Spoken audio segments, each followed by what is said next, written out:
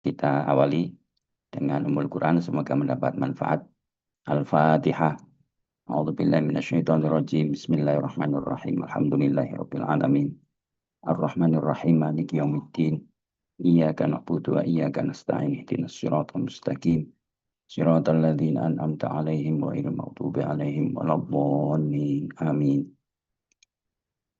Bismillahirrahmanirrahim. Topik kita tentang Islamic views on cardiovascular system, kardiorespiratory ya. Tapi nanti sebagian besar memang tentang kardiologi ya, yang lebih banyak memang disebut dalam Al-Quran. Meskipun nanti mungkin 1-2 slide juga kita singgung masalah as-sudur atau kafum toraks, yang di sana tentu di samping ada jantung juga ada pulmo ya, paru. Nah, beberapa saya ngutip dari satu review artikel gitu. Jadi ada sebuah review artikel yang menghimpun beberapa artikel-artikel penelitian sebelumnya gitu. Nah, itu khusus mengenai ini.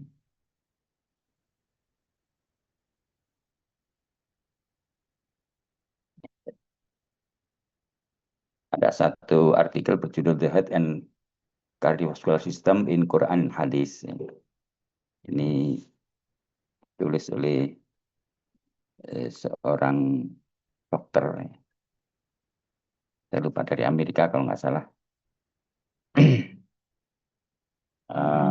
tentang core atau kardio. Quran banyak sekali menyebut kata-kata al-qalb ya, al-qalb atau heart bahasa Inggrisnya, atau jantung. Meskipun kita sering juga memaknai qalbun itu hati, tapi itu bukan yang dimaksud liver ya, tapi hati secara spiritual gitu. Maka memang sebutan qalb di dalam Al-Quran atau kulub kalau jamak ya, itu yang dimaksud adalah kalbu, atau kalau dibendakan adalah heart atau jantung, tetapi secara spiritual. Namun beberapa artikel yang dikutip ini kemudian mencoba mengempirikan kata-kata itu atau sistem dalam Quran itu tentang qalb itu dengan fakta-fakta anatomik, fakta medik yang mereka dapati. Nah, itu yang lalu menarik ya. Tentu sekarang mungkin bisa lebih banyak lagi. Ini saya kutip kira-kira ya hampir 10 tahun sudah. Saya belum baca yang lebih baru lagi ya. Mungkin nanti sudah cukup banyak perkembangan terbaru, tapi paling tidak konsep dasarnya masih bisa kita pakai. Nah, berdasar kondisi qalb seseorang, yaitu manusia ada 3 macam. Ada seorang mukmin, believers, orang yang beriman, itu disebut di dalam Quran sebagai hati yang hidup atau qalb yang hayat, ya, hayatul qalb. Lalu ada yang rejectors atau kafir, al-kafirun, itu banyak sekali sampai ada surat al-kafirun gitu ya. Al-Mu'minun juga ada surat Al-Mu'minun gitu. Tapi bukan hanya surat tetapi banyak ayat ya menyebut orang-orang yang beriman, orang-orang yang kafir, dan satu lagi hypocrites atau munafik. Nah, ini juga cukup sering disebut dalam Al-Qur'an. Nah, munafik ini dikatakan oleh Allah orang yang hatinya berpenyakit, fi qulubihim maradun. Ya, ini yang menarik. Nah, ini tentu sudut pandang spiritual ya. Apakah jantungnya penyakitan? Wallahu alam. Nanti banyak juga para pakar itu eh,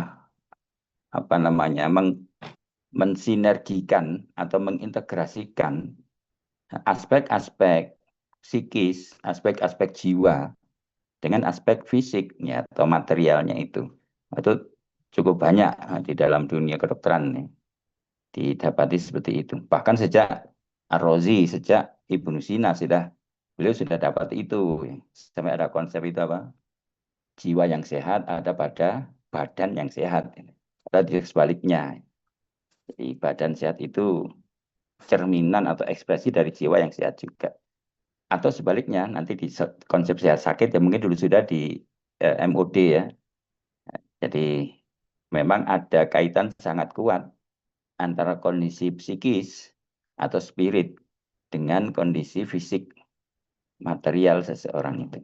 Nah, inilah pandangan Islam. Jadi ada kolab itu yang hidup, yang sehat, itu namanya orang yang beriman atau mukmin. Ada yang hatinya itu mati, orang-orang kafir sudah diberi nasihat atau arahan apapun tidak mau, menolak gitu.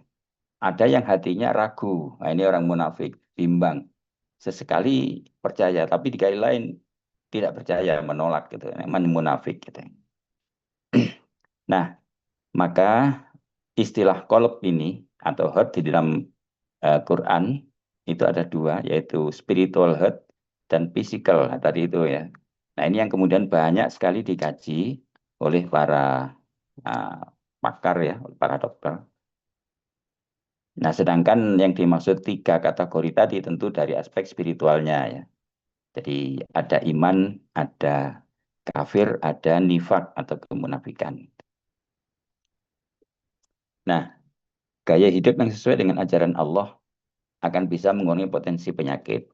Ini hasil dari banyak sekali kajian dan penelitian ya.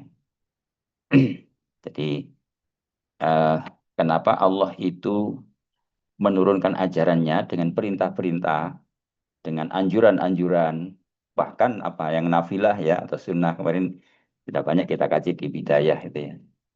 Jadi di samping yang fardu yang sudah pasti eh, apa baik ya bagi manusia, bagi Allah tentu tidak ada pengaruh ya.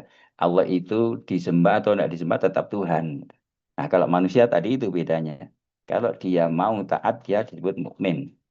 Kalau dia menolak disebut kafir. Tapi kalau galau ragu-ragu terus bolak-balik itu disebut munafik.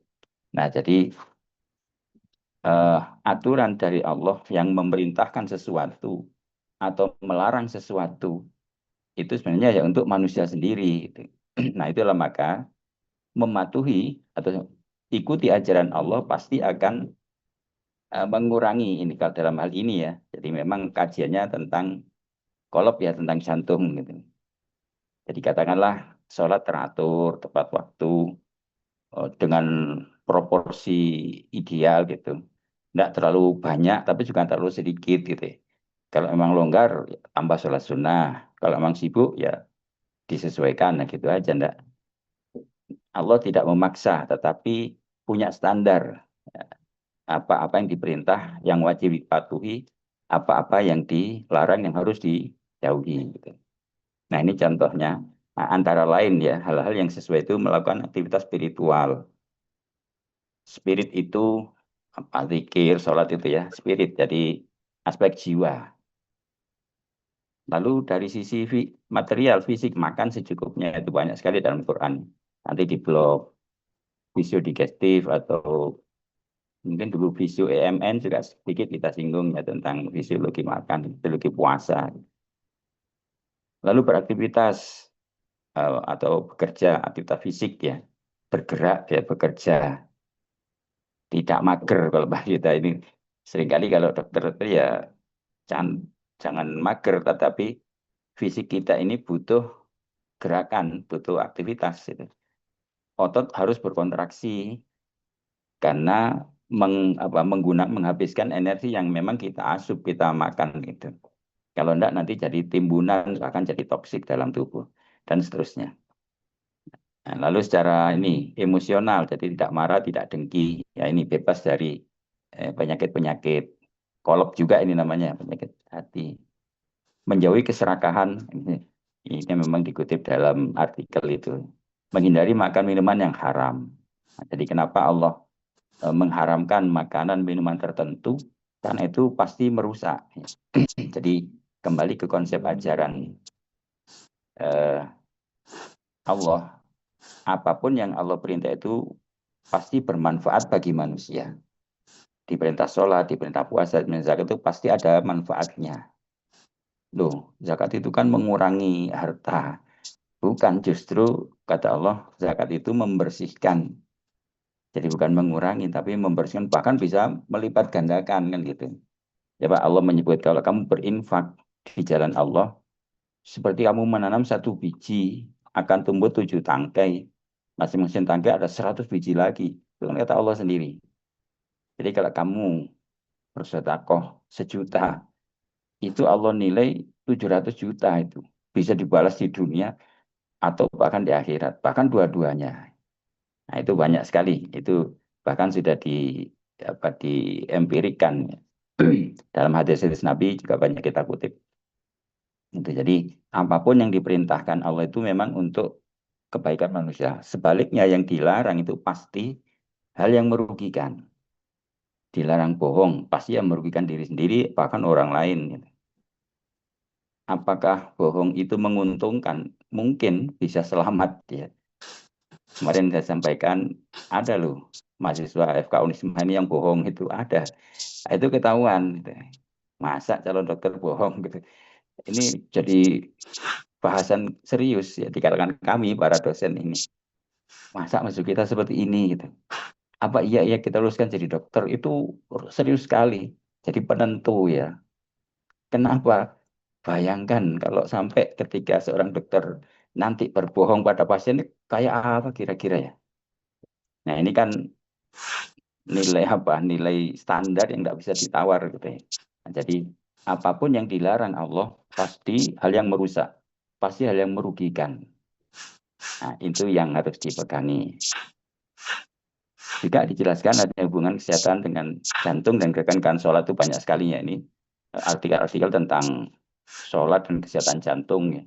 Bahkan secara khusus sampai dulu apa tahajud misalnya. Profesor siapa dulu Muhammad Soleh ya dari UIN Surabaya dulu. Eh, hikmah atau kaitan sholat malam yang saat sepi ketika masih pikiran bersih karena baru bangun tidur, suasana lingkungan juga sepi, banyak orang lain sedang tidur itu kita riyadhah atau bermunajat dengan sujud, dengan ruku, dengan berzikir dan seterusnya itu ternyata banyak hikmah atau nilai positif ya, bagi kesehatan fisik bahkan nih. Jadi secara khusus kesehatan jantung. Jadi misalnya berdiri, ruku, sujud, duduk itu banyak artikel-artikel atau kajian-kajian ilmiah yang membuktikan itu. Nah, hal-hal yang dilarang dalam Quran diketahui memang dapat merusak tadi itu ya. Jadi khomer misalnya, ini nanti di pato yang kita bahas lebih dalam tentang khomer ini ya. Karena memang nanti kalau patologi kardiovaskular itu tidak banyak, tapi kalau fisiologi masih banyak. Kalau pato nanti kita kaji hal-hal yang dilarang yang memang bisa sangat merusak sistem kardiovaskular manusia. Ini contoh aja. Homer dan derivatnya bisa mempengaruhi kesehatan jantung, liver, lambung, dan lain-lain. Itu kamu kira sudah masyhur ya. Dapat menimbulkan penyakit sirosis, hepatis, dan lain-lain. Jadi itu di Quran itu Allah melarang Homer ini dalam tahapan ya dengan kronologi. Mulai dari informasi. Jadi Homer itu sakaro wariskon hasanah. Itu ada istilah begitu di surat apa itu istilah Al-Qur'an mungkin. Jadi dari hasil perasan anggur waktu itu ya masih hanya berupa itu sangat tradisional itu. Itu nanti ada fermentasi yang belum diketahui apa itu fermentasi belum tahu apa itu bakteri gitu. Tetapi diketahui loh kok bisa begini bisa berubah dan seterusnya. Nah itu ternyata lalu menyebabkan sakaron mabuk ya. Tapi juga disebut riskon hasanah itu sebenarnya juga menjadi sumber energi ya. Jadi karena dia sakarida, jadi banyak mengandung gula, akan menghasilkan banyak sekali ATP. Tetapi tadi itu justru dia berpengaruh pada sistem eh, jantung juga atau yang utama menghilangkan kesadaran, lalu jadi mabuk gitu ya. Nah, itu yang menyebabkan gangguan. Nah, baru setelah itu lalu turun ayat berikutnya dikatakan yas'alunaka 'anil khamri wal maisir fima ismung kabir wa manafi'u. Nah, mulai ada informasi itu dosa besar. Meskipun nggak dilarang tapi dikatakan dosa itu. Maka sebagian mufasir ini sudah melarang. Karena jelas ismun itu kan al-mamnu, sesuatu yang dilarang. Tapi sebagian mufasir enggak, wong hanya dikatakan itu dosa dan ada manfaat. Wa manafi'u, beberapa manfaat. Baru kemudian ada larangan parsial. Kalau sholat jangan mabuk dulu. Sampai kamu sadar. Sebab kalau sholat tidak sadar ya nanti baca Qurannya tidak karuan. Dulu ada sahabat yang begitu. Baru setelah itu dilarang mutlak. Khomer itu. Nah, eh, kronologi pengharaman ini memang karena terkait apa kebiasaan ya khomer ini memang jadi kultur, jadi budaya banyak orang. Makan masuk di Indonesia ya, sekarang ini masih itu. Apa itu ya kebiasaan mabuk lah itu masih apapun sampai yang bukan hanya Homer yang apa namanya buatan ya bahkan yang tradisional juga banyak itu apa tua misalnya apa lagi itu ya dari apa itu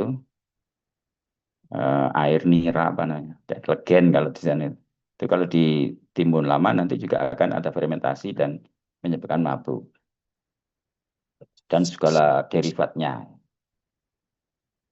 jadi sudah diketahui bahwa homer itu ternyata ketika dikonsumsi, apalagi kontinu atau banyak, maka ini beberapa ininya ya, akibatnya sirosis, hepatis, pankreatik insufisiensi, cancer, bahkan hipertensi, atau bahkan penyakit-penyakit jantung. Jadi yang saya merahkan itu yang terkait dengan sistem kardio. Nah, pembahasan tentang jantung dalam Quran, jadi Quran menyebut jantung ini sangat berhubungan dengan emosi ternyata. Banyak ayat menyebut dan membahas sekitar 132 ayat itu banyak sekali. Jadi istilah kolbun atau kulubun dari itu ya. Kulub atau kolb itu banyak sekali, 132 ayat, jadi cukup banyak. Nah ini beberapa di antaranya di surat Ali Imran. Walau kunta fadzon ghalidhal qalbi lam faddu min ini saya lingkari merah itu ya. Ghalidhal qalb itu keras hati. Tentu lagi-lagi ya. Qalb yang disebut di Quran ini lebih banyak pada kolb sebagai atau fungsi spiritualnya. Sisi spirit dari kolb itu bukan benda, core atau jantungnya bukan, tapi spiritualitasnya itu. Bisa jadi apa yang dimaksud ghalidhul kolb itu, apakah orang yang keras hati itu memang jantungnya keras, itu mungkin saja bisa di empirik, tapi ya tentu tidak mudah ya. Pasti nanti akan ada aspek etik itu, bagaimana caranya itu. Ya kalau orangnya sudah meninggal misalnya, nah kalau meninggal kan sudah disfungsi gitu. Kalau selama orang hidup bisa nggak diukur misalnya apa kekenyalan apa atau apa. Ya, tapi tentu nggak mudah itu. Hanya lalu tadi itu difahami qalidul qalb ini keras hati dalam arti spiritualitasnya tadi itu dendam, memarah, eh, apalagi emosian gitu ya. Itu. Nah, ini pesan Allah pada Nabi agar bersifat lembut, lintalahum layin itu lembut. Sebab kalau kamu keras mereka akan bubar. Lamfatu min haulik. Orang akan meninggalkan kamu, tidak akan tertarik lagi yang mengikuti ajaranmu. Nah, ini yang diperintahkan pada Nabi, tentu pada kita semua pengikutnya. Ada lagi Al-Baqarah 204.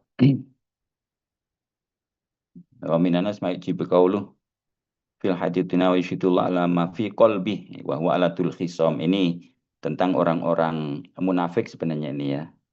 Jadi dia ini yushidullah ala ma fi qalbi, ingin mempersaksikan kepada Allah apa-apa yang ada dalam hati mereka seakan-akan hatinya itu bersih. Padahal huwa alatul khisam. Dia ini sangat penentang kepada Allah. Ya, khisam itu penentang, penentang terhadap ajaran Allah ya. Disuruh sholat nggak mau, suruh zakat apalagi medit gitu. Dilarang malah dilakukan. Nah, itu alatul khisom, penentang yang keras atau penentang yang nyata. Ada lagi An-Nahl 106. Illa man ukriha wa qalbu mutmainnun bil iman. Ada kata qalbuhu mutmainnun bil iman. Ini hati yang tenang ya. Jadi man kafara billah min ba'di imani ini mungkin juga terkait orang-orang yang kafir kemudian beriman lalu bisa kafir lagi, bisa jadi yang murtad. Jadi man kafara billah min ba'di imani. Ada loh orang itu kafir padahal sebenarnya dulu iman. Jadi setelah dia beriman itu jadi kafir. Kan banyak ya orang murtad kalau bahasa kita itu. illa man ukriha wa qalbu mutmain, kecuali orang memang terpaksa. Memang ada satu kondisi misalnya kalau di zaman Nabi dulu banyak ya. Jadi orang-orang beriman lalu apa dipaksa ya, dijadikan budak seperti Bilal misalnya. Kalau Bilal tetap bertahan meskipun disiksa kan gitu, dianiaya oleh majikannya. Nah, ada yang sebagian itu menyatakan secara zahir itu kafaro billah. Tapi qalbu mutmainnun bil iman. Sebenarnya hatinya enggak, hanya ingin apa selamat ya supaya tidak diancam atau tidak dibunuh dan seterusnya itu ada seperti itu. Nanti mungkin kalau ditafsir ini menarik penjelasannya itu. Walaki man syaraha bil kufri sadran fa alaihim ghadabun minallah. Sebaliknya orang-orang memang syaraha bil kufri, syarah itu berlebihan atau merasa benar dengan kekafirannya, sodron dalam hatinya, maka dia dimurka oleh Allah. Walam adab. Jadi ini istilah-istilah kolab dalam Al-Quran ya antara lain. Jadi sangat banyak ya, ada 132 ayat. Nah, berdasarkan serangkaian ayat-ayat itu, maka bisa kita ambil ya. Jadi mungkin ini sebagian ya.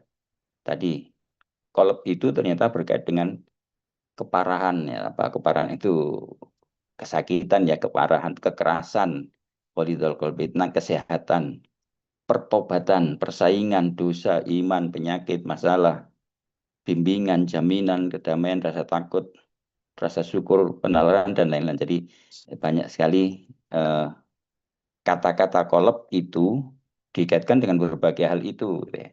Dan ini semua akan terkait juga dengan hal-hal yang sifatnya psikis atau spirit ya.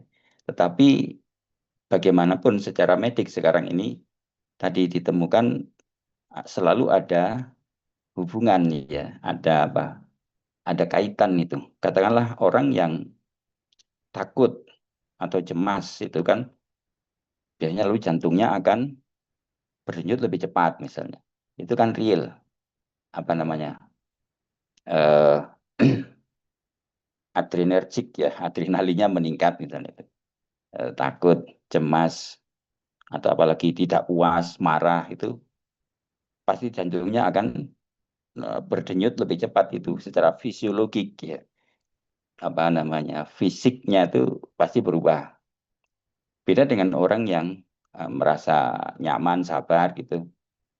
Tidak terpengaruh dengan situasi biasa aja ya. Jantungnya normal-normal saja gitu. Jadi apa itu? Simpatik dan parasimpatiknya itu kan terus bekerja secara sinergi ya.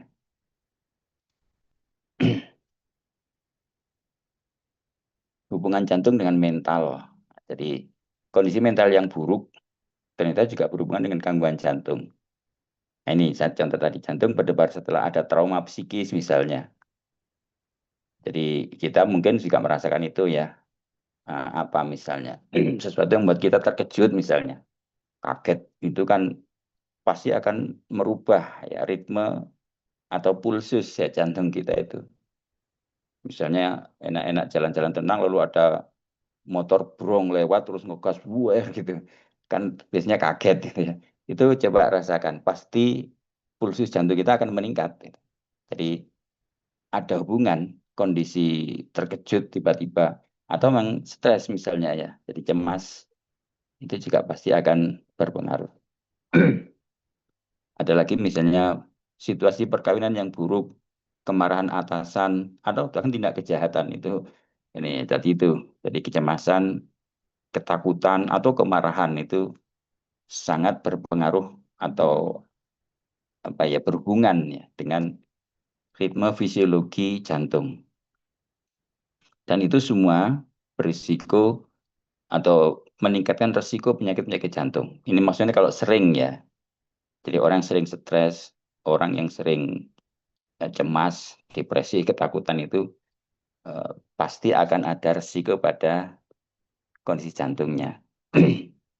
Jadi misalnya apa? Pegawai yang sering diintimidasi oleh atasan misalnya. Itu kan lalu jadi pimpinan tidak boleh ya mengintimidasi, memberi beban tugas, di target. Itu kan banyak itu karyawan-karyawan ketika tidak bisa mencapai target yang memang di luar kemampuan itu pasti akan sangat kesulitan. Dan biasanya resikonya ada pada gangguan-gangguan kardiovaskularnya itu. Faktor kepribadian juga bisa berpengaruh. Jadi sikap terbuka, sikap optimis itu berpengaruh positif. Tadi itu ya, eh, mental yang buruk, stres itu pengaruhnya negatif. Tapi sikap open minded ya apa istilahnya, terbuka, tidak tertutup, tidak apa menyendiri apa istilahnya introvert ya tertutup itu nggak mau berrelasi dengan orang lain misalnya. Itu kan tertutup, itu biasanya juga buruk pengaruhnya pada kondisi kesehatan jantung. Tapi kalau orang terbuka kan lebih optimis, mudah berrelasi, berpandangan optimis itu apa? Selalu berpandangan positif ya. Itu ternyata juga pengaruhnya positif terhadap kesehatan jantung. Ini tentu simpulan ya. Jadi yang ditulis di sini itu sebenarnya simpulan dari artikel-artikel yang kita sebut tadi. Nanti di belakang ada rujukannya itu. Beberapa peneliti mengkaji dari aspek fisik, jadi jantung, fisik, dan spirit. Nah, ditemukan adanya jalur komunikasi antara jantung, otak, dan bahkan bagian tubuh lain atau jaringan tubuh yang lain. Misalnya, nanti ada kutipan dari seorang peneliti Daim Al-Kahil, kalau nggak salah, orang-orang Timur Tengah, kalau nggak salah itu. Yang cukup maju, dokter-dokter dari Iran ya, yang sekarang perang sama Amerika itu. Mereka memang banyak orang pintar di sana. Diketahui jantung merupakan pengendali utama berbagai sistem tubuh manusia. Jadi ini tadi, ini adalah simpulan dari satu penelitian. Jadi pengendali tubuh bukan hanya otak atau saraf pusat, justru jantung. Ini yang banyak diketahui. Sinyal-sinyal dari jantung dapat mengaruhi saraf, bahkan hormon, atau sistem imun. Juga mempengaruhi fungsi otak, penyakit kardiovaskular, hipertensi, diabetes, problem psikologis, dan lain-lain. Jadi ini tadi simpulan dari kajian atau penelitian ilmiah yang dilakukan. Apapun bentuknya ya. Jadi bisa jadi apa namanya, pasti datanya data primer ya. Apa kuesioner ataukah memang secara khusus dicari relasinya itu. Misalnya kalau hipertensi kan bisa diukur gitu. Penyakit kardiovaskuler real ada, penyakitnya apa saja kelainannya itu. Fungsi otak itu bisa diukur dengan berbagai tes dan metode. Diabetes apalagi. Nah, jadi kelainan-kelainan ini diketahui ada hubungan dengan heart atau jantung tadi itu. Ada hubungan kuat kondisi mental dengan jantung, bahkan kondisi mental tadi, psikis. Ini orang yang optimis, gaya hidup yang baik, itu menikmati damai dan jantung yang sehat. Jadi yang hidupnya optimis dan terbuka tadi itu ya. Beda dengan orang yang pesimis. Jadi belum apa-apa sudah enggak, ini ya pesimis itu apa? Enggak punya semangat berhasil gitu. Jadi alah paling sulit, aduh ini tukang mengeluh ya orang pesimis itu hanya keluhan yang ada. Nah, dan biasanya kalau berbuat salah itu patut diduga berhubungan dengan gangguan mental dan jantung juga. Jadi ini lagi-lagi ini simpulan dari satu penelitian atau kajian ilmiah. Karakter bagus seperti rasa hormat, rasa cinta, peduli, toleran, mau berbagi, pengertian, suka menolong. Itu tidak hanya berpahala tanda kutip ya kalau dalam syariat ya. Dan memang itu yang dianjurkan oleh Allah ya oleh agama kita. Bahkan mendatangkan damai, bahkan mental yang lebih sehat dan jantung yang lebih baik. Jadi kesehatan mental dan jantung itu banyak dimiliki oleh orang-orang dengan karakter positif tadi itu. Tapi kalau tentu sebaliknya orang yang suka dendam, keras kepala, biasanya gampang jantungan gitu ya. Itu kalau toh dikaitkan langsung. Itu banyak ya fakta apa empiriknya ya diujinya memang seperti itu. Ya tadi itu loh. Orang marah itu pasti apa pulsnya tinggi itu. Pasti cepat itu denyutnya. Nah, kalau tinggi kan pasti tensinya juga meningkat.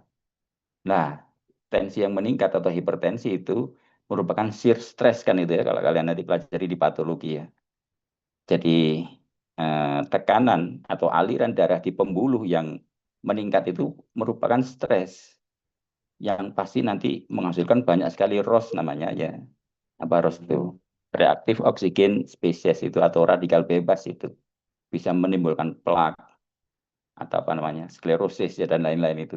Bahkan bisa menimbulkan kekakuan segala macam itu banyak sekali implikasinya. Itu maka kenapa Allah mengajarkan sikap-sikap apa positif seperti ini gitu. Kasih sayang, rasa hormat, peduli, itu kan sikap-sikap baik yang tadi sifatnya itu kejiwaan ya atau spirit ya. Tetapi ternyata itu faktanya memang berpengaruh langsung pada kondisi kesehatan jantung maupun ini mental ya, yang bagus. Jadi itu yang sudah diteliti.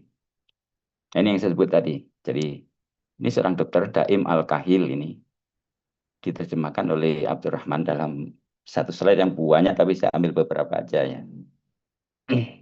Jadi beliau menulis rahasia jantung antara ilmu dan keimanan.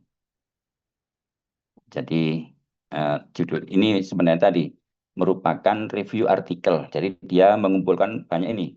Dia penelitian merujuk pada lebih dari 7 referensi ilmiah. Jadi lebih dari 70 artikel yang beliau himpun.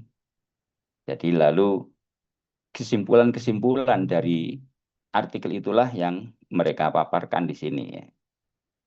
Misalnya, jantung itu ternyata bukan sekedar mesin pompa, tapi jantung itu bisa mengingat gitu. Nah, ini menarik ya.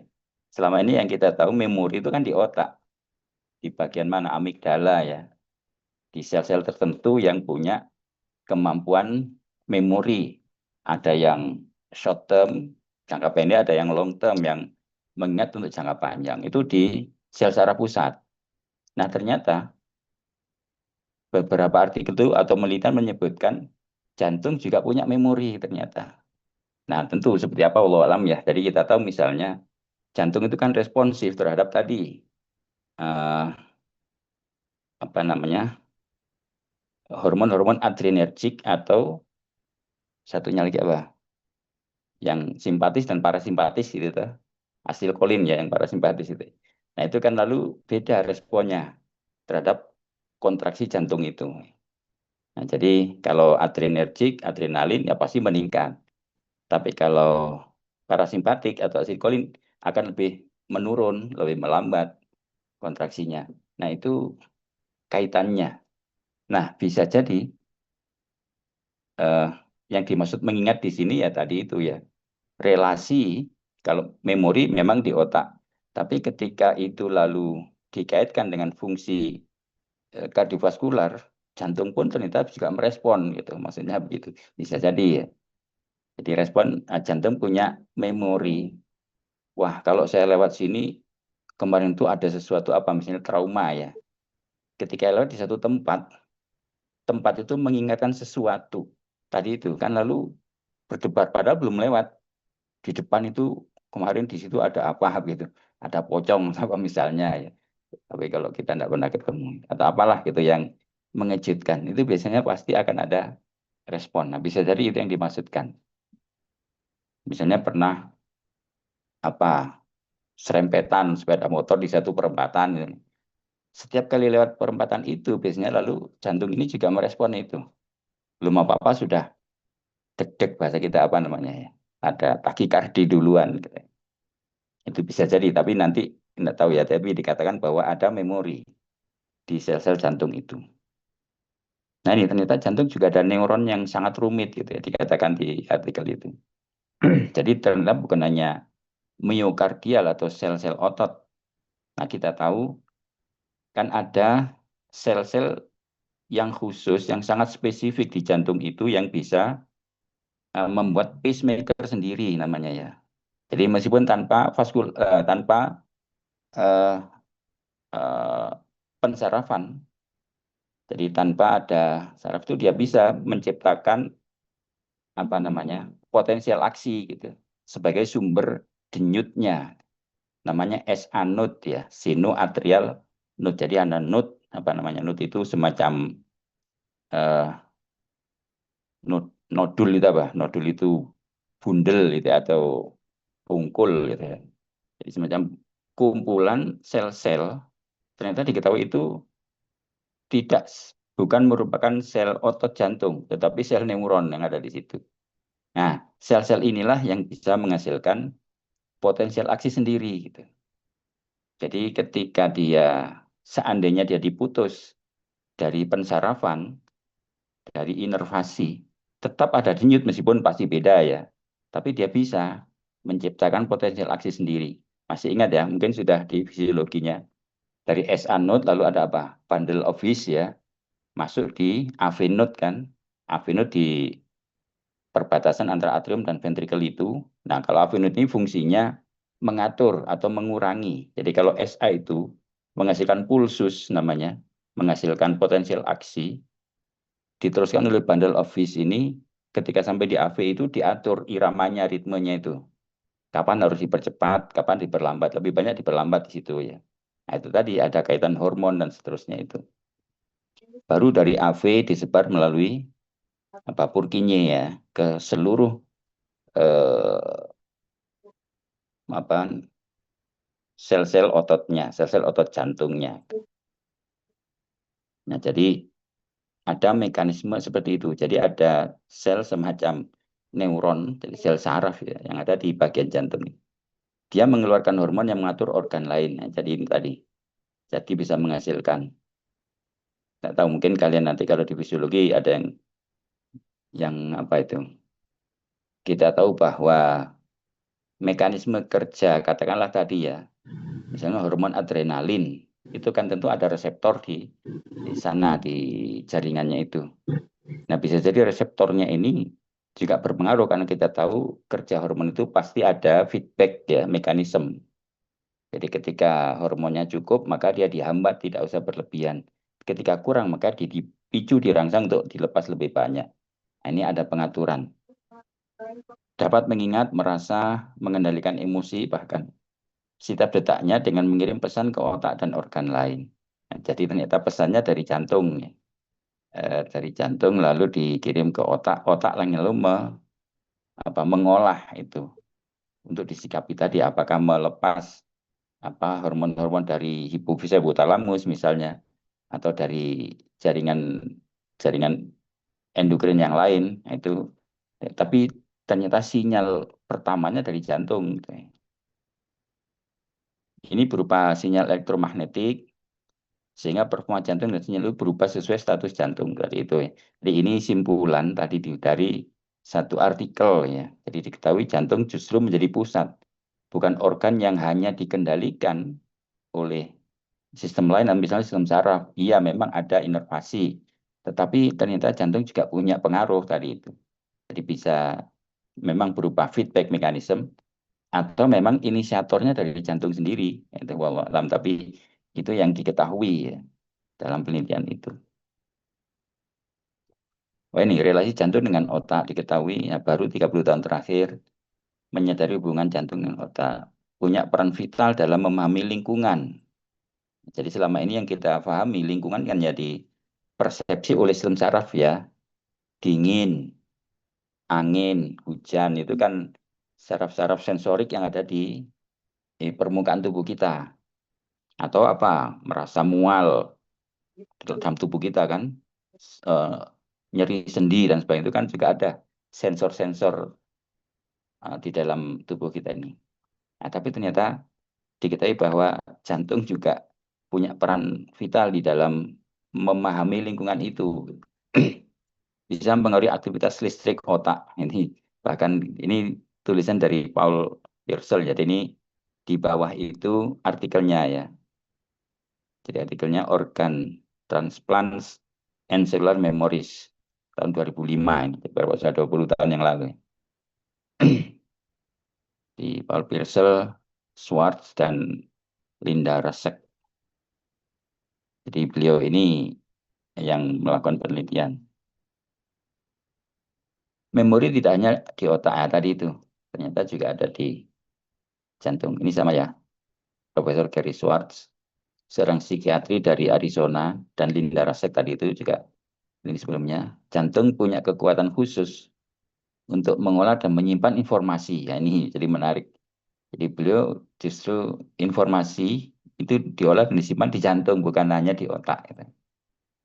Memori tidak hanya di otak, ya, tetapi juga di jantung. Tadi itu. Jadi ada memori juga di sana.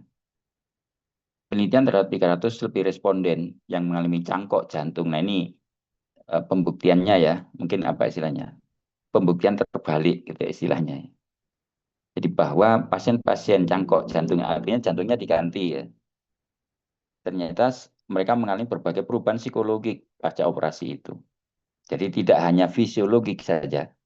Mungkin fisiologiknya iya, denyut jantungnya normal, tekanan darahnya bisa dikendalikan dan seterusnya. Tapi secara psikis ya, mereka ternyata berubah. Nanti ada beberapa kutipan menarik ya. Bahkan sampai menyangkut keyakinan atau agama itu kalau nanti ada di situ. Itu ada yang dikutip oleh para peneliti ini. Gitu. Jantung dan perasaan. Pasien menerima cangkok jantung buatan biasanya kehilangan perasaan. Ini ada. Jadi beberapa eh, pasien cangkok jantung ya. Ada temuan menarik, semua orang mengganti jantung dengan jantung buatan. Mereka ternyata kehilangan perasaan dan kemampuan untuk mencintai. Jadi tidak punya lagi rasa cinta itu ternyata. Makanya cinta itu kan gambarnya heart, apa namanya? Love gitu kan gini ya, gambar jantung. Ternyata pusatnya di sana itu tadi. Jadi makanya lalu apa al-iman, iman itu kan adakannya bihubin dengan cinta ya kepada Tuhan.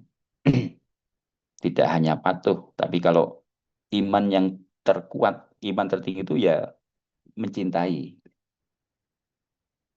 Pada ini tanggal 11 bulan 8 2007 di koran Washington Post, ini koran cukup terkenal di sana ya.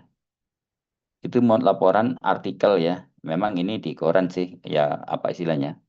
Artikel populer ya bisa jadi tapi eh, hasil karya apa penelitian tadi itu atau laporan istilahnya apa namanya? Eh, case report ya. Laporan kalau di rumah sakit kan laporan kasus gitu ya. Seorang bernama Peter Hutton, dia dioperasi di cangkok jantungnya, jadi diganti dengan jantung buatan.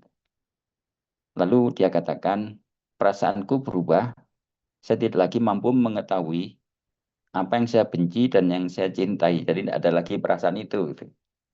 Bahkan tidak punya rasa apapun pada cucu saya. Gitu. Jadi biasanya orang itu kan senang sekali pada cucu ya, atau pada anak atau siapapun lah orang terdekat. Bahkan cucunya saja dia tidak punya rasa apa-apa. Gitu. Nah itu kan, tapi memang ini subjektif ya, pengakuan. Tapi real, itu dipublish gitu. Bisa jadi nanti ada kasus lain, nanti ada juga yang kasus lain ya yang menguatkan. Jadi bagaimana jantung itu ketika diambil bukan hanya apa fungsi fisiologiknya saja, tetapi justru aspek spirit dan psikisnya tadi juga gitu. Jadi sudah tidak punya perasaan apa-apa lagi gitu. Tidak tahu, tidak ada rasa benci, tidak ada lagi juga rasa cinta itu. Jadi apa namanya? Hambar gitu ya. Nah, kok apa namanya? Tawar gitu, kosong hatinya. Nah, akhirnya jantung dengan kesadaran. Performa jantung berubah-ubah selama menerima informasi. Nah, tadi itu ya. Bukti peran jantung dalam kesadaran dan jantung satu pasti meningkatkan pemahaman. Jadi tadi itu hubungannya dengan otak sebenarnya ya. Pemahaman atau awareness ya.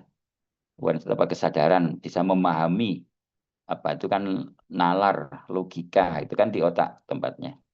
Otak sebelah kiri kan masalahnya itu.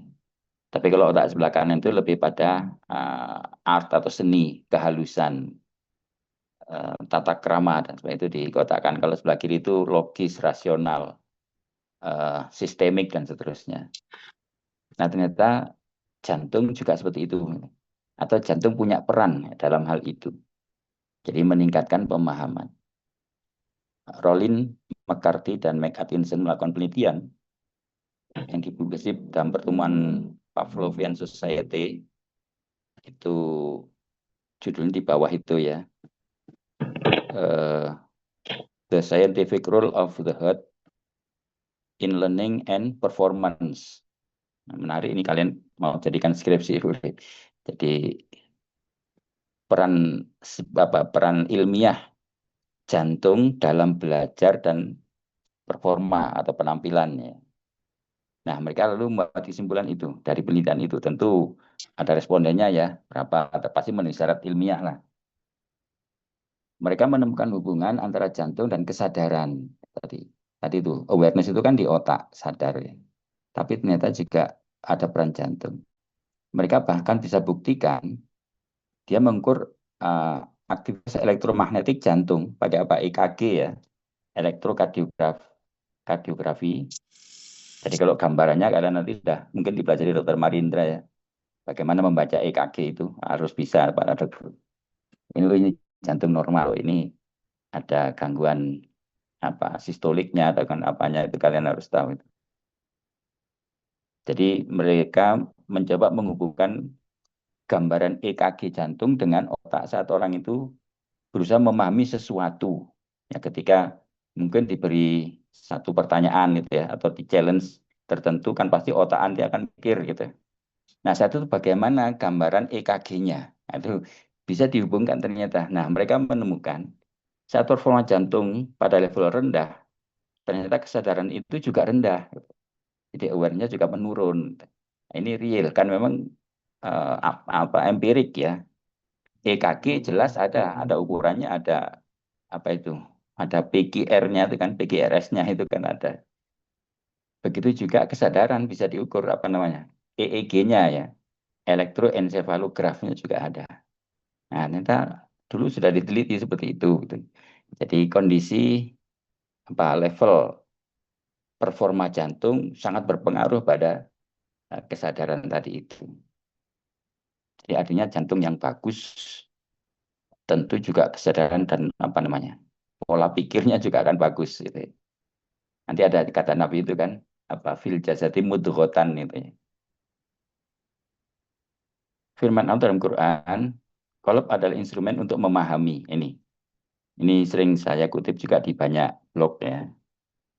Allah itu menyebut laqad dzara'na li jahannama katsiran minal jinni wal insi lahum qulubun la yafqahuna biha, ini disebut yang pertama.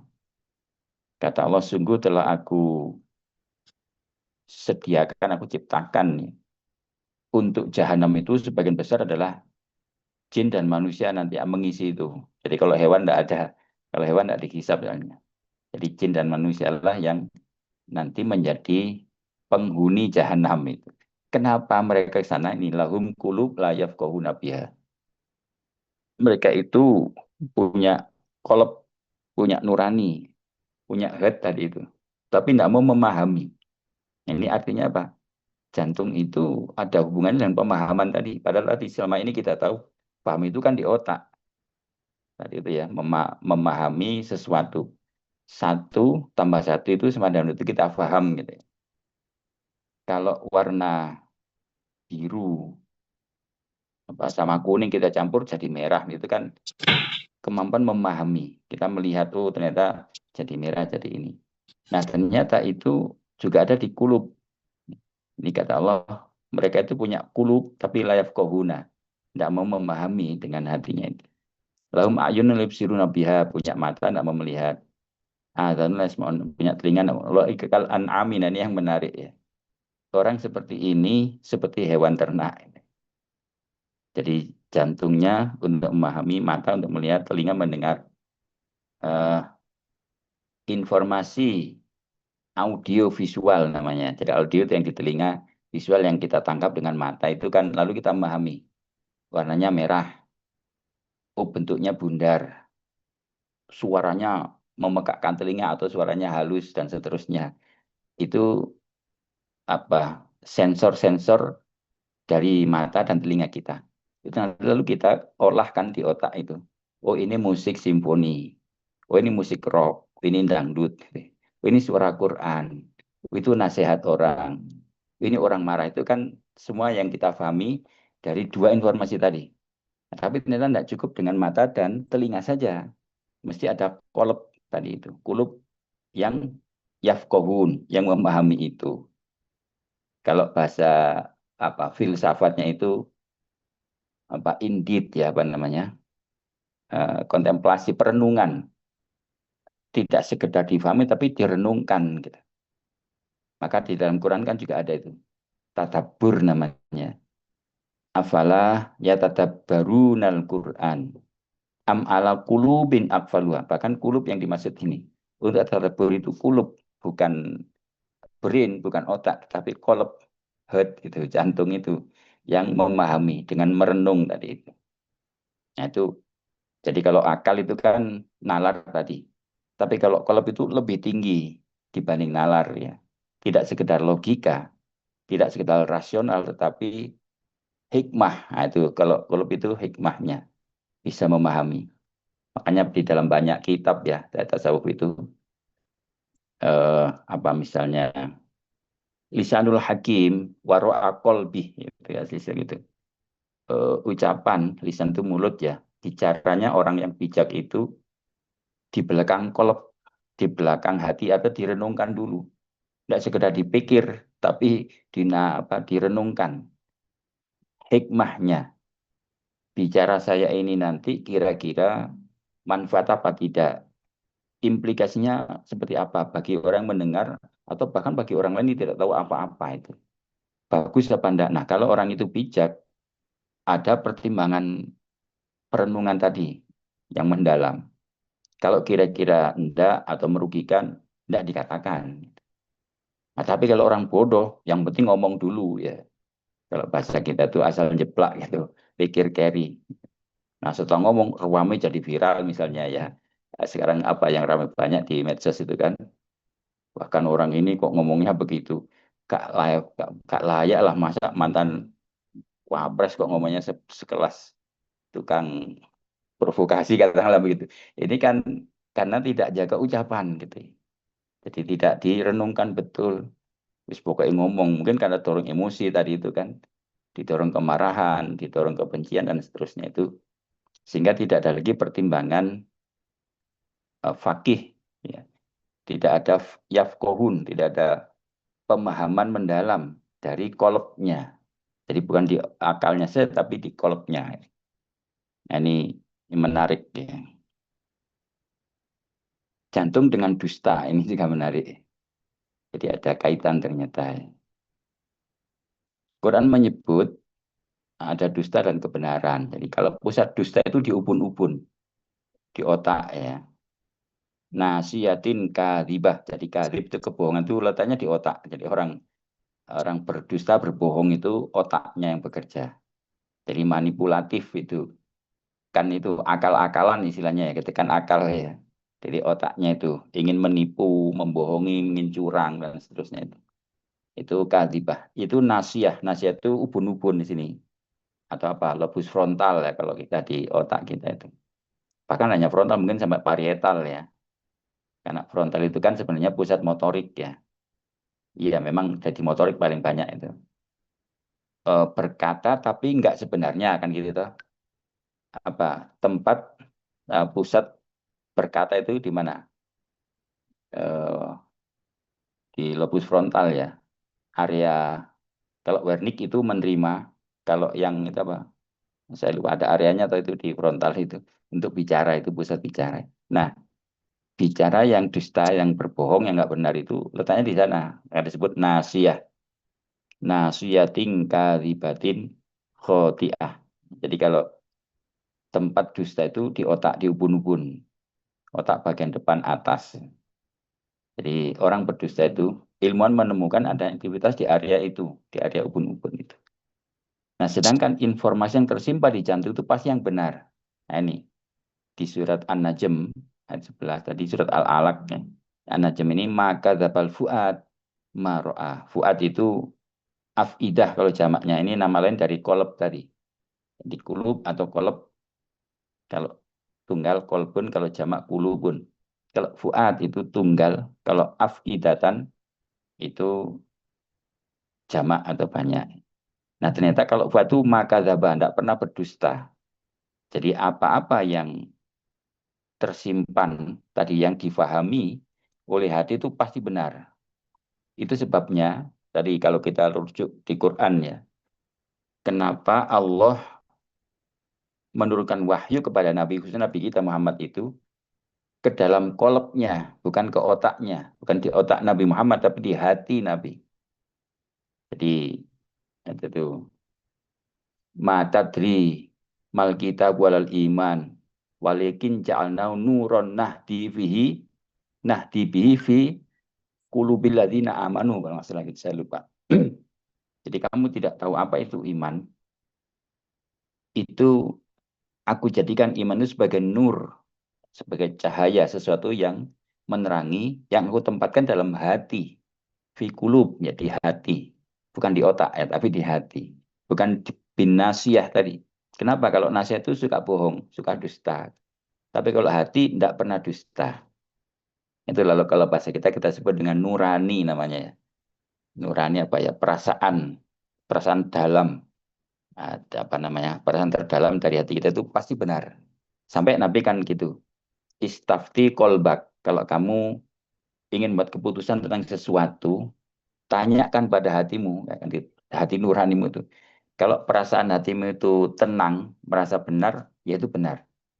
Tapi kalau sebenarnya hatimu itu merasa tidak nyaman, nggak enak, itu ditolak, pasti itu tidak benar. Gitu. Dan meskipun sekarang tidak selalu begitu ya, banyak orang mungkin karena hatinya kotor, nggak bisa lagi melihat, dan tentu itu hati yang jernih ya.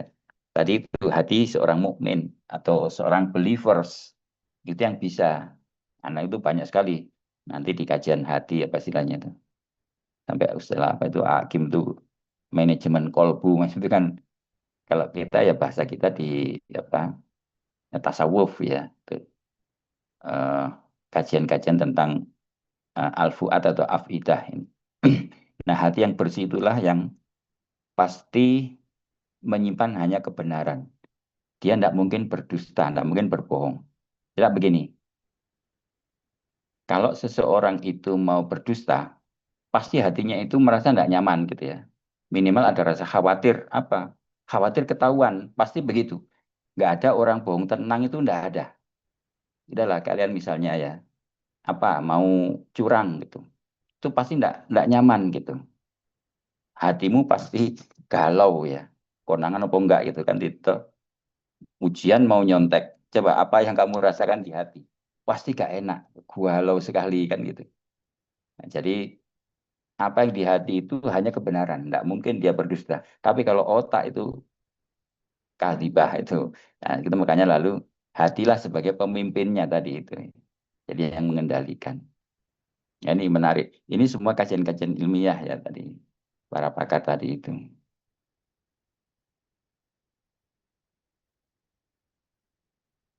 Saat orang berdusta, dia berbicara dengan lidahnya tapi bukan dengan jantung atau kolotnya. Ini menarik. Surat Al-Fatah ayat 11.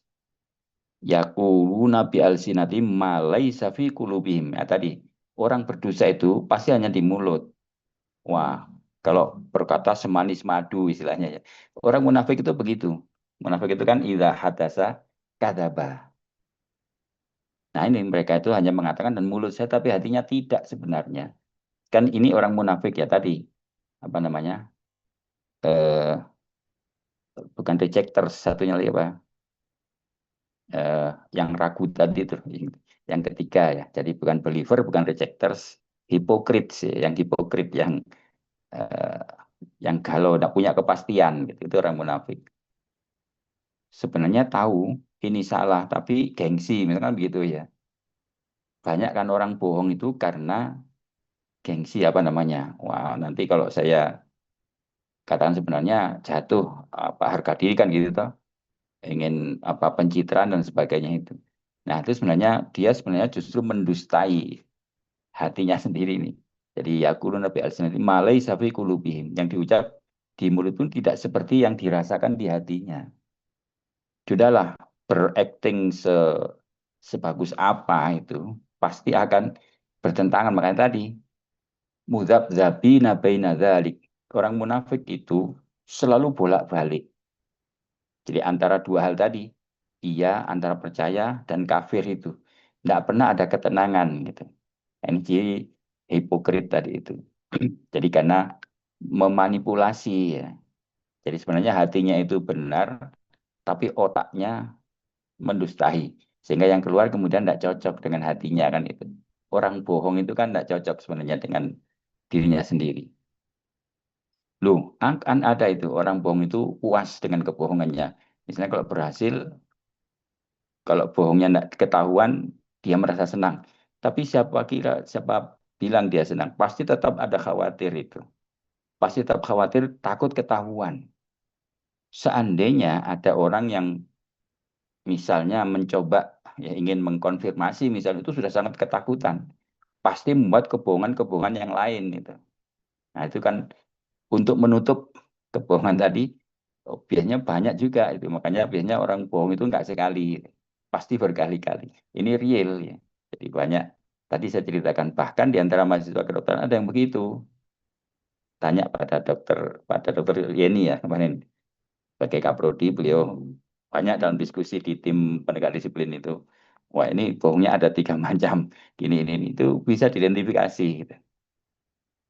Dia diminta oleh DPA-nya nomor HP orang tuanya. Tidak diberi, itu kan bohong namanya. Terus pura-pura ngirim WA. Katanya ibunya sedang umroh, nggak pulang-pulang. Nggak bisa dipanggil, nggak mau datang. Padahal sebenarnya dia tidak menyampaikan pada ibunya. Nah ini kan sudah ada berapa kebohongan dia lakukan gitu. Dan itu mudah dirasakan ya. Jadi kalau hati yang bersih pasti bisa merasakan ini nggak benar. Ini bohong, ini pura-pura. Itu cukup mudah. Jadi cukup mudah diketahui. Nah inilah orang berdusta itu berbicara tapi tidak sama dengan hatinya ya. Laisa biqulubihim. Nah, inilah sebut tadi jantung bahkan dengan iman. Ada satu kasus di Amerika ya. Seorang wanita menikah dengan seorang pria dalam 2 tahun kemudian orang suami ini bunuh diri dalam keadaan ateis jadi menembak dirinya sendiri. Nah, ketika dia meninggal ini dokter mengatakan jantungnya itu bagus. Ya karena bunuh diri kan mati mendadak ya. Secara fisiologik jantung orang ini masih baik dan mungkin kebetulan ada pasien butuh ya. Jadi dokter mungkin waktu itu sedang ada pasien butuh cangkok jantung gitu ya.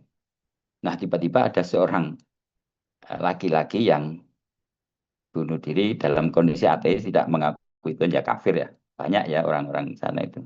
Orang-orang sekuler itu. Nah lalu dicangkokkan pada pria yang beriman sebenarnya. Tidak tahu tidak disebut ya. Bukan muslim tapi juga bukan. Pokoknya orang yang punya agama beragama lah.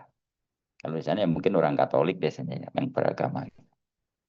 Nah, secara tidak sengaja ternyata pria yang mendapat cangkok jantung ini kemudian bertemu dengan mantan istrinya pemilik jantung itu. Ya, jadi wanita ini kan yang tadi ini kata cerita.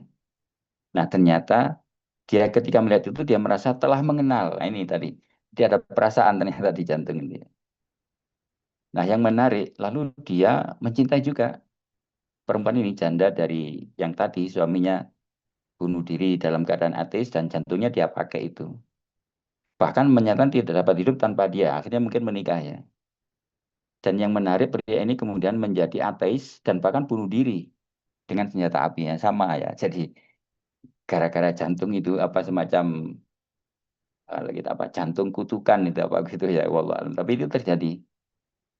Jadi ini di Daily Mail pada tahun 2008 ya. Tanggal 10 bulan 4 dipublish seperti itu. Daily Mail itu koran ya. Jadi artikel populer lah. Tapi bisa jadi memang real. Itu ada. Jadi pria dengan jantung yang tadinya dimiliki seseorang yang ateis dan bunuh diri, ternyata yang menerima juga melakukan hal yang sama gitu. Mencintai perempuan yang sama gitu. Dia menembak kepalanya dan mati dengan cara yang sama seperti pria pertama. Nah, penjelasannya adalah kesadaran dan pusat pemikiran ada di jantung. Nah, ini yang disimbolkan ya oleh penulis itu. Jadi tidak hanya di otak ya, tapi kesadaran di jantung juga.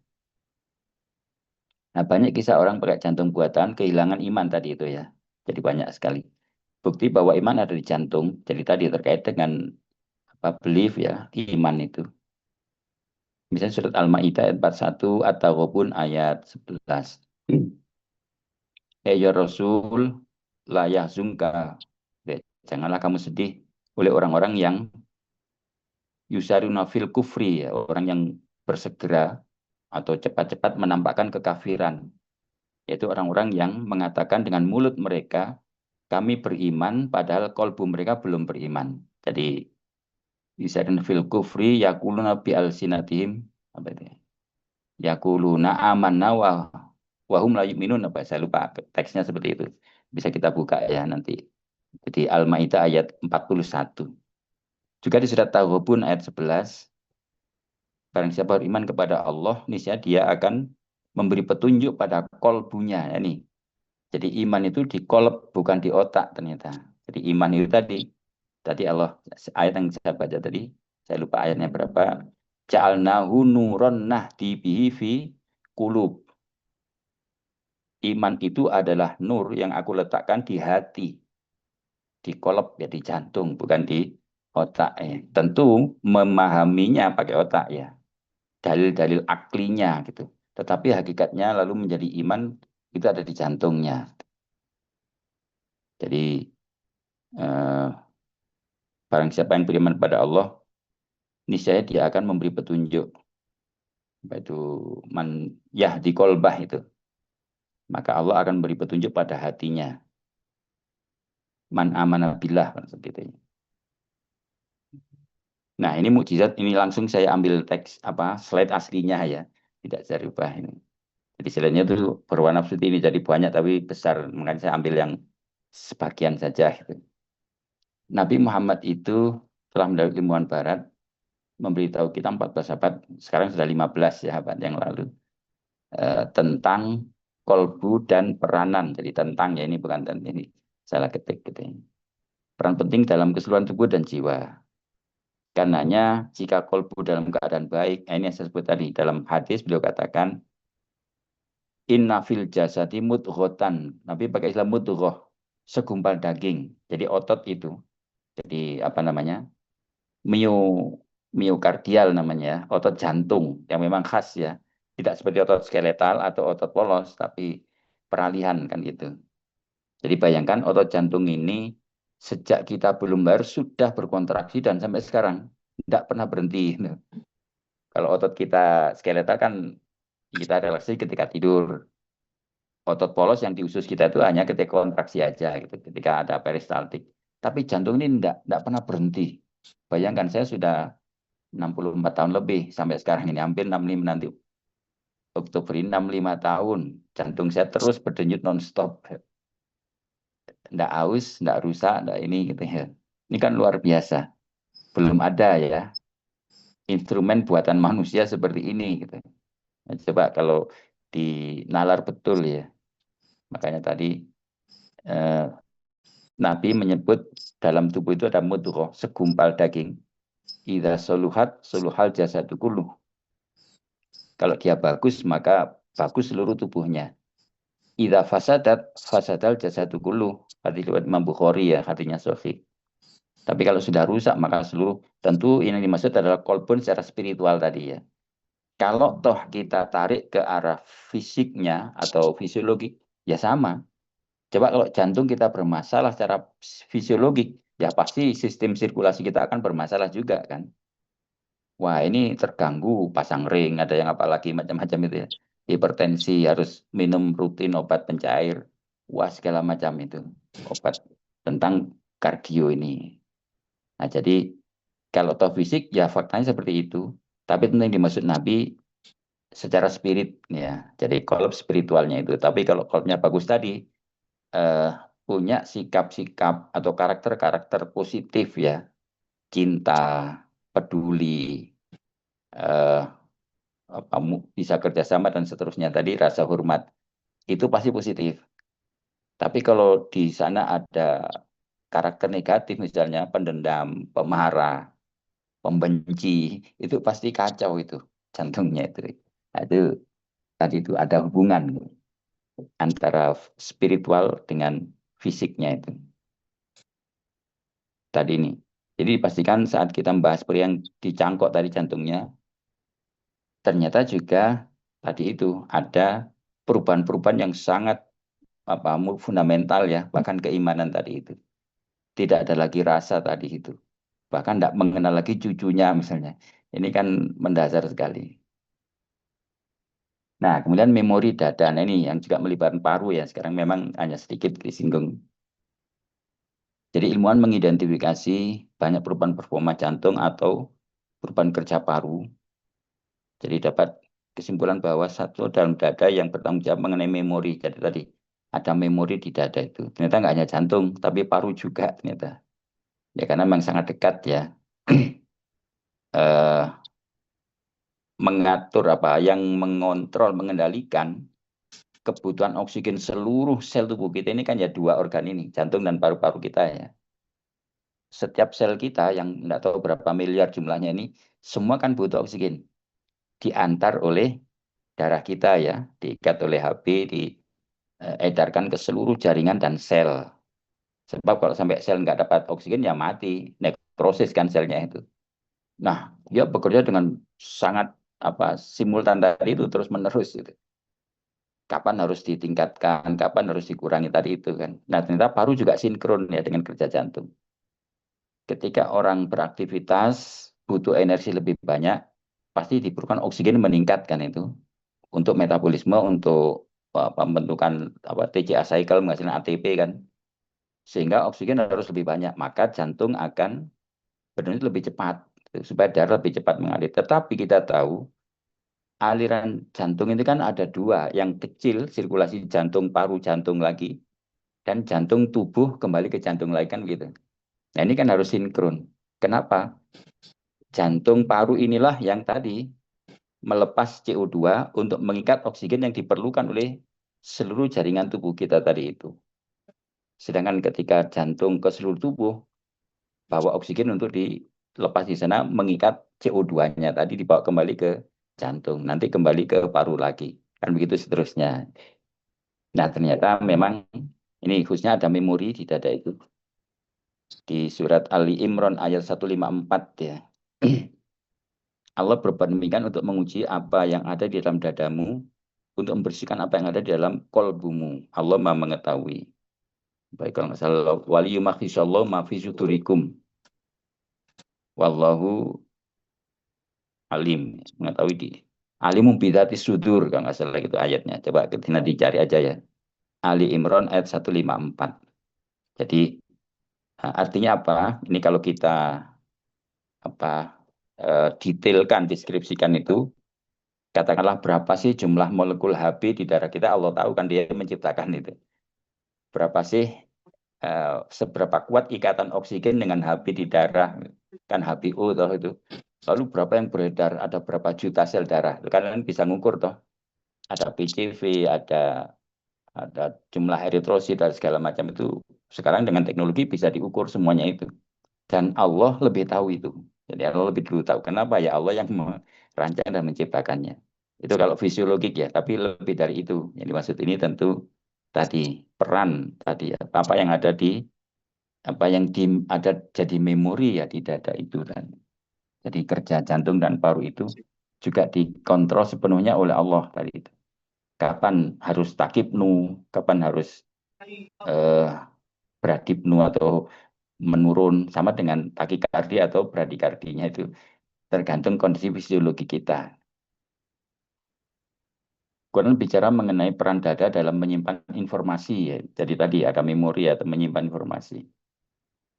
Ilmuwan menemukan perubahan sangat besar dalam personalitas pasien-pasien cangkok paru. Ternyata paru juga ada cangkoknya ya. Saya tidak tahu sih kalian. Jadi memang ada ya ketika parunya memang rusak ya diambil tapi untuk kebutuhannya ternyata ada cangkok paru itu di kancatnya kok jantung. Ini surat Al-Mulk ayat 13. Yang sama tadi wa asirru qaulakum aw jarubi innau alimum bidzati sudur ini.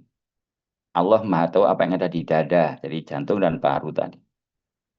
Jadi asirru rahasiakan apa yang kamu katakan atau ijarubi kamu tampakkan, tidak kamu sembunyikan tapi memang dinyatakan secara terbuka. Sesungguhnya Allah Maha tahu. Jadi tadi itu maksudnya orang itu oh, apa namanya berdusta apa tidak tadi itu ya. Jadi kalau orang berdusta itu kan yang diucap di mulut tidak sama dengan yang di dadanya. Atau jujur sebenarnya yang di mulut sama dengan apa yang di dadanya. Itu Allah tahu persis itu maksudnya. Kamu itu bohong apa tidak, Allah tahu. Mungkin ada orang bisa kamu bohongi, tapi ada juga orang yang merasa dibohongi itu.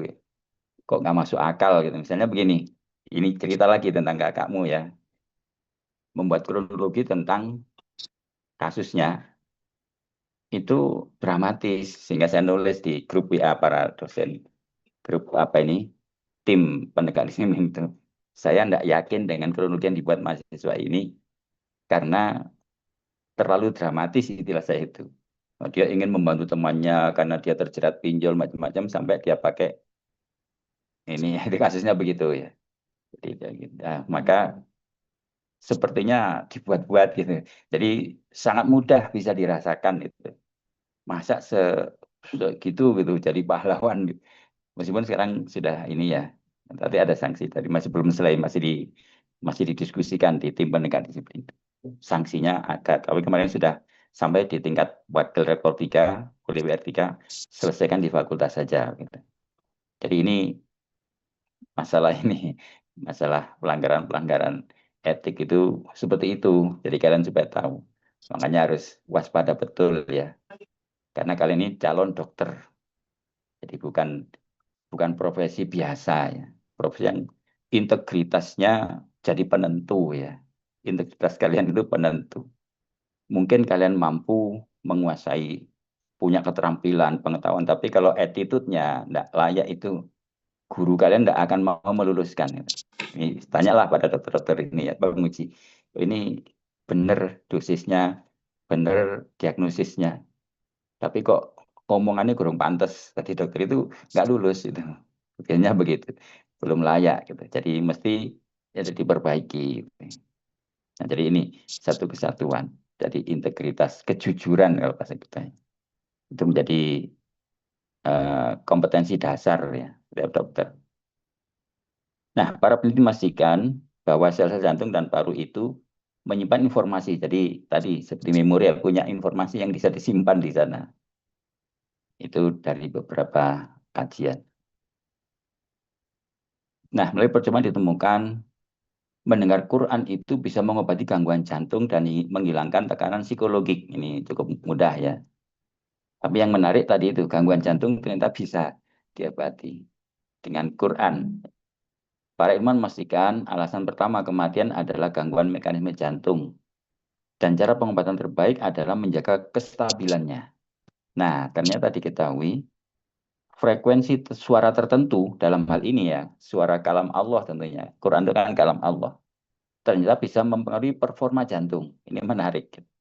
Jadi, is there a better than the sound of Quran?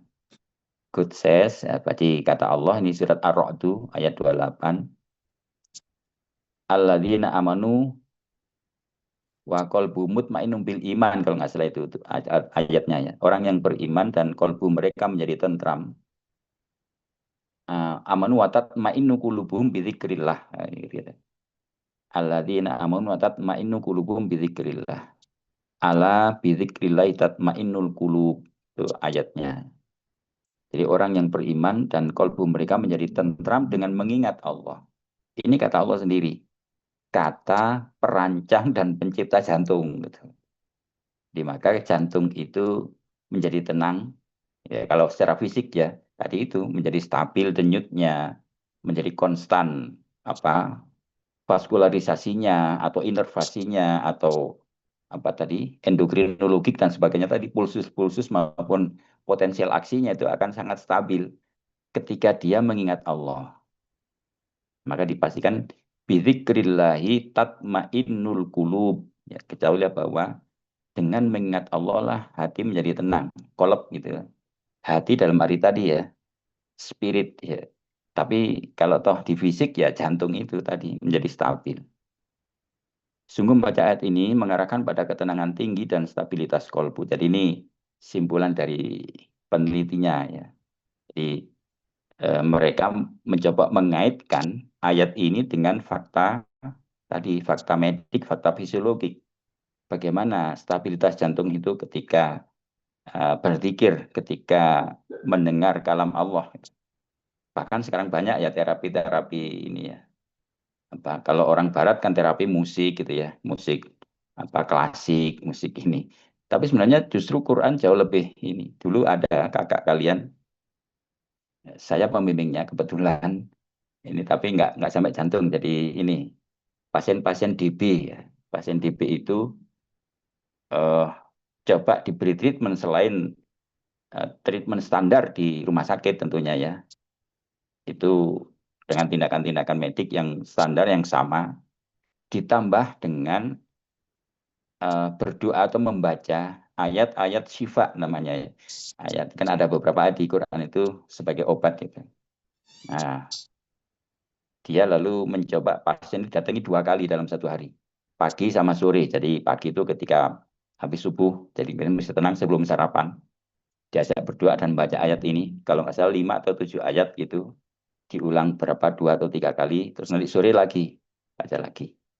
Ada sekitar nggak sampai 50 memang 40 sekian 47 kalau nggak salah pasien yang ditreatment dan mengambil pembanding pasien-pasien yang tidak ditreatment di rumah sakit yang sama ya. Jadi di rumah sakit yang sama. Jadi artinya tindakan pada pasien DB pasti standar rumah sakit X gitu ya. Surabaya kebetulan yang diambilnya itu. Yang parameter yang diamati ada 2 atau 3 saya lupa, 3 mahasiswa kalau nggak. Tapi yang saya ingat itu salah satunya itu ini apa namanya rentang demamnya, rentang temperatur ketika demam. Jadi bukan tinggi, kalau tinggi rendahnya kan memang variatif ya.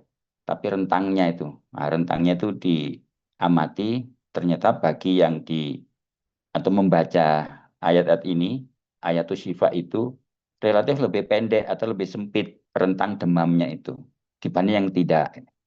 Terus yang kedua, lama rawat inap kebetulan ya tentu hal lain ya, tentu banyak faktor, tapi paling tidak dari sekian pasien itu diketahui rata-rata 1 sampai 1,5 hari, nggak sampai 2 hari, 1,5 hari lebih cepat eh, meninggalkan rumah sakit dibanding yang tidak itu. Memang ini masih ini ya, ketika ujian juga banyak diperdebatkan, tapi paling tidak itu yang bisa diempirikan gitu. Jadi rentang temperatur dan lama rawat inapnya itu, meskipun tentu banyak faktor biasnya ya, tetapi paling tidak sekian pasien itu tadi itu diasumsikan ya di rumah sakit yang sama oleh perawat, ya sebenarnya satu rumah sakit pasti ya meskipun beda tapi satu standar manajemen ya paling tidak pasti juga ada yang sama perawatnya. Kalau obatnya pasti standar sama itu. Nah itu pernah ada begitu. Jadi Quran bisa memberi pengaruh positif terhadap kerja jantung atau fisiologi jantung. Kok intah aja sudah habis. Nah, jadi ini konsep-konsep dasar tentang kardiorespiratori. Jadi memang lebih banyak ke kardionya ya. Kalau respirasinya memang tidak banyak, tetapi mungkin ada misalnya hadis Nabi ya, bahwa setiap nafas kita ini nanti akan diminta pertanggungjawaban oleh Allah ya. Setiap kita tarik nafas ini ada berapa volume oksigen yang kita ambil. Coba kalau tidal volume, masih ingat ada nggak fisiologi respirasi ya? Kita kalau nafas biasa kan namanya tidal volume itu sekitar 150 cc. Itu 20%-nya oksigen ya. Jadi oksigen itu ke yang murni itu 20% dari 150 cc. Atau berapa katakanlah 30 ya. 30 cc sekali nafas. Itu dalam 1 menit kira-kira 15 sampai 20 kali. Normal. Tapi kalau main futsal ya lebih cepat lagi ya. Atau kalau takibnu ya lebih banyak lagi. Nah, jadi dulu pernah ada yang ngitung ya. Ketika seseorang waktu COVID ini menggunakan ventilator, tabung oksigen yang murni itu, ternyata biaya bernafas itu 1 tahun itu bisa sampai 5 miliar kalau nggak salah itu. Kalau dirupiahkan. Jadi kalau satu tabung oksigen sekian liter itu berapa ribu, berapa puluh ribu gitu ya.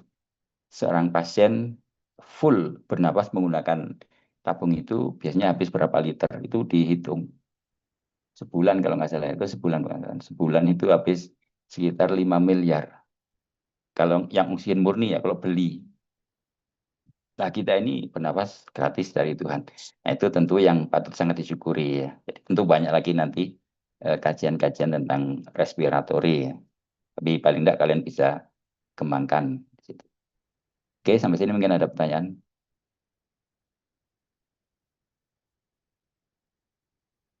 Kalau nggak ada, bisa kita akhiri dengan doa kafaratul majelis.